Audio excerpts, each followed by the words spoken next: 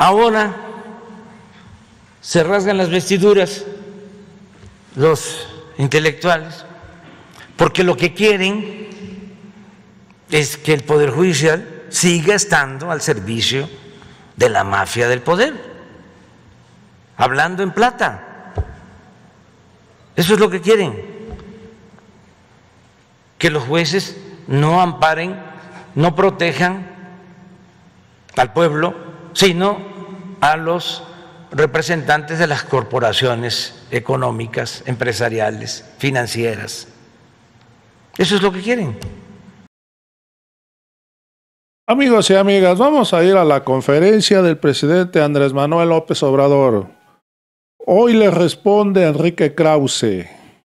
Hoy le manda un mensaje a los magistrados de la Suprema Corte de Justicia de la Nación, porque hay que recordar que la Cámara de Diputados, el Senado de México, le amplió su mandato al presidente de la Suprema Corte de Justicia de la Nación por 2 años más.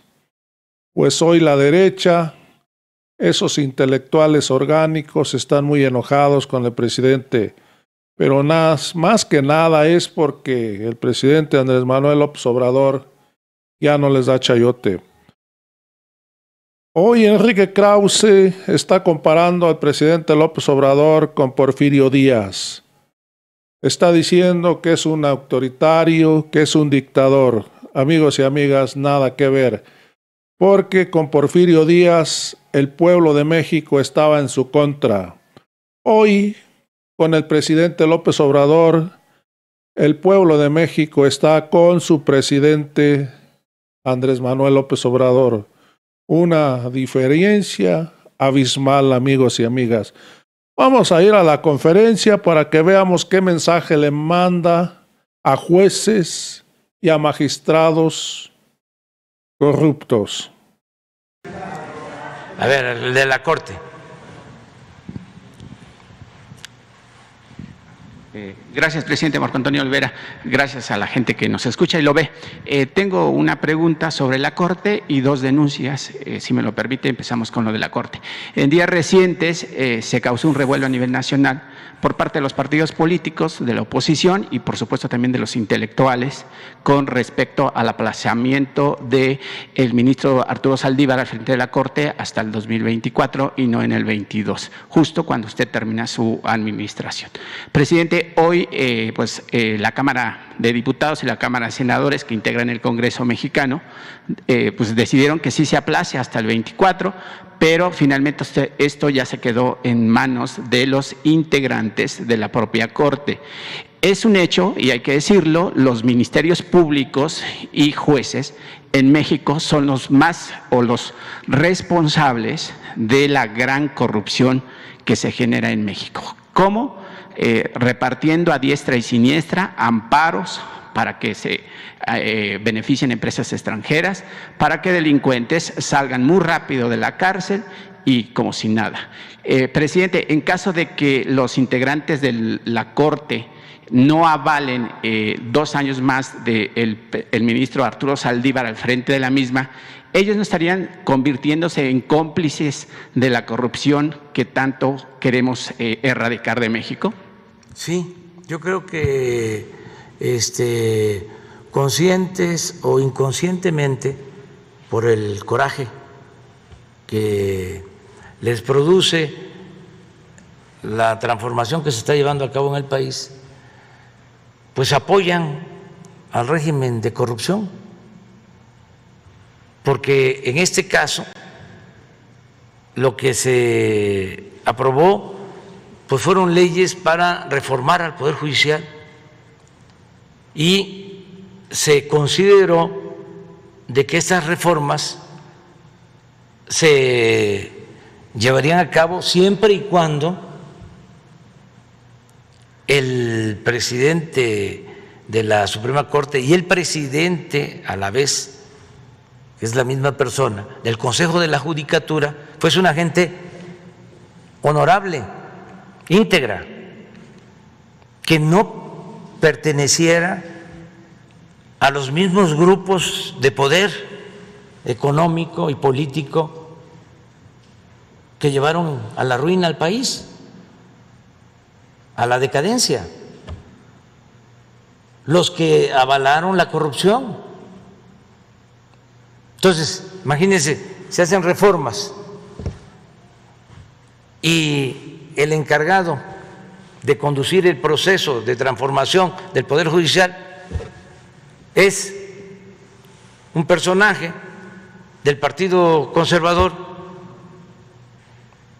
del antiguo régimen, caracterizado por el servilismo en favor de los grupos de intereses creados, sobre todo del poder económico, que nunca se preocupan por el pueblo, y a favor de la corrupción. Pues, ¿de qué sirve que se lleve a cabo una reforma así? Pues es letra muerta. Yo comentaba de que sí son importantes las instituciones fundamentales, pero también los hombres o las mujeres que las dirigen.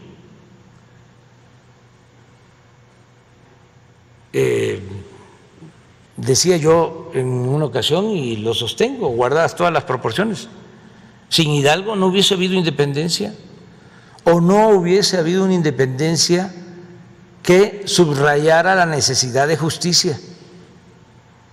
Hubiese habido independencia como se llevó a cabo en otros países por la decadencia del poder colonial, del poder en España.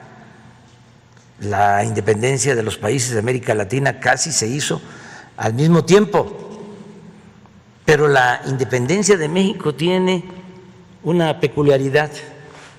Aquí no solo se luchó por la independencia política, aquí se luchó por la justicia. Hidalgo proclamó la abolición de la esclavitud y Morelos quería la igualdad. Entonces, sin estos dos curas rebeldes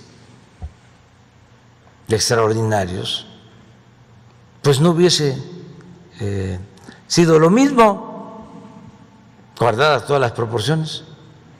Sin Juárez,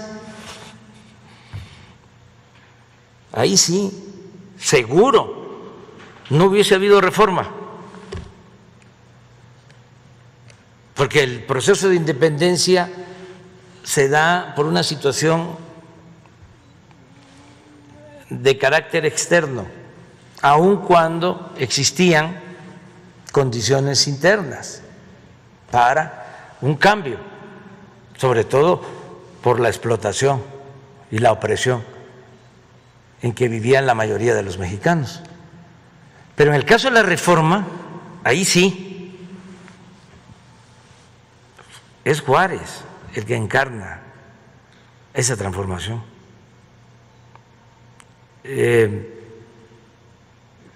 Sin él, no. Imagínense lo que hace que están los conservadores dominando militarmente. Él se salva de milagro, lo salva Guillermo Prieto en Guadalajara, se va a Colima, a Manzanillo, para ir a Veracruz, cruza del Pacífico al Atlántico y se va a Veracruz, y ahí, en una situación difícil, acosado por las fuerzas de la reacción, por el conservadurismo, se lanza con las leyes de reforma, se va hacia adelante, en vez de echarse para atrás. Vámonos. Y es genial porque, entre otras cosas, siempre cuida mucho el respeto a la religiosidad del pueblo, porque no era antirreligioso, era anticlerical. que es distinto. Entonces, en los textos, cuando lleva a cabo esa acción histórica, utiliza incluso palabras bíblicas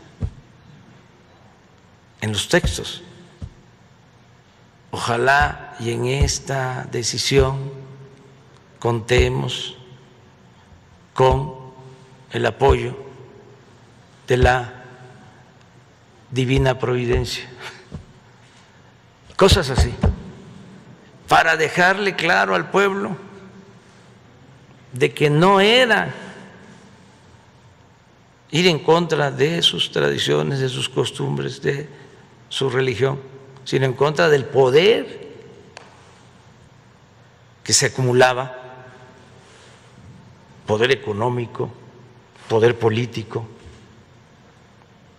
y que se tenía que llevar a cabo esa reforma para separar lo religioso de lo civil, que al César lo que es del César y a Dios lo que es de Dios. Eso fue único, eso no se dio en otros países del mundo, eso es México. Entonces, fue Juárez. La revolución, todos estos intelectuales orgánicos, ¿no?, que desconocen procesos políticos fundamentales porque no conocen al pueblo, los sentimientos del pueblo, hablan de caudillismo como un asunto malo en términos peyorativos.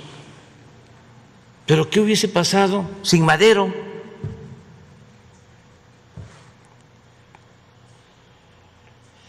Pues él es el que da la confianza al pueblo para rebelarse en contra de Porfirio Díaz. Ya Ricardo Flores Magón lo había intentado antes, un hombre íntegro, un revolucionario intachable que vivió más tiempo en la cárcel que en libertad por sus ideales, y convocaba al pueblo a tomar las armas, y no, como 2 intentos. Pero cuando lo hace Madero, que convoca al pueblo a tomar las armas el día 20 de noviembre de 1910 a las 6 de la tarde, que hasta le pone la hora, en 6 meses después de eso, ya estaba Porfirio Díaz afuera. Acudieron a su llamado. Entonces, sí son importantes las instituciones, pero también los hombres. Entonces, ¿qué pasa en la Corte? Si termina el periodo el año próximo, el actual presidente, Arturo Saldívar, los miembros de la Corte eligen al nuevo presidente. El actual presidente, Arturo Saldívar, continúa como ministro, pero ya no como presidente. Y como ya no sería presidente, tampoco sería presidente del Consejo de la Judicatura, que es el órgano encargado de cuidar el buen comportamiento de los jueces, de los magistrados, de los mismos ministros. Es el órgano que puede llevar a cabo la transformación del Poder Judicial, vigilar de que los jueces no estén como ahora al servicio de los potentados, No generalizo, porque hay jueces, mujeres, hombres rectos, como hay magistrados también, pero la mayoría está acostumbrada a esas prácticas. Baste decir que durante todo el periodo neoliberal no se sentenció a Caro Quintero y le concedieron un amparo porque no tenía sentencia, 27 años sin sentencia. ¿Cómo defender eso? Bueno, necesitamos reformar el poder legislativo, se está haciendo, y eso está en manos del pueblo. Vienen las elecciones, el pueblo va a decidir quién quiere que sea su representante en la Cámara de Diputados. Se está reformando el poder ejecutivo. ¿Por qué no reformar el poder judicial? Bueno, nosotros, es mi opinión, consideramos que el ministro Arturo Saldívar es una gente íntegra que podría llevar a cabo en 2 años esa reforma. Y él termina como ministro en el 24 y se tiene que ir. No es una reelección, porque también esto hay que aclararlo. Y ya hay el antecedente, los actuales magistrados del Tribunal Electoral recibieron el apoyo para que se ampliara el plazo. Ahora se rasgan las vestiduras los intelectuales porque lo que quieren es que el Poder Judicial siga estando al servicio de la mafia del poder, hablando en plata. Eso es lo que quieren, que los jueces no amparen, no protejan al pueblo, sino a los representantes de las corporaciones económicas, empresariales, financieras. Eso es lo que quieren. Entonces, la reforma va a significar que se ampare a todos los mexicanos, que se limpie de corrupción el Poder Judicial, que no haya nepotismo, que se acabe con el influyentismo y que mantengan su independencia, su autonomía, pero su verdadera independencia, porque ahora son independientes del pueblo, no del poder económico. Entonces, esa es la reforma. Fíjense cómo estarán de enojados los intelectuales orgánicos, que ayer veía yo un Twitter de Krause. Fíjense la desproporción. Cuando Porfirio Díaz ya se quita por completo la máscara, deja de simular y ya se establece la reelección, aquí cerquita estaba el periódico El Hijo del Ahuizote, de Daniel Cabrera, y en ese periódico escribían, entre otros, los Flores Magón. Y cuando se aprueba la reforma constitucional que permite la reelección, salen al balcón los periodistas del Hijo del Ahuizote con una bandera y una leyenda que dice: la Constitución ha muerto. Bueno, ¿qué creen que puso Krause en su Twitter? Lo mismo, sacó la foto de el balcón del hijo del aguizote con la leyenda: la Constitución ha muerto.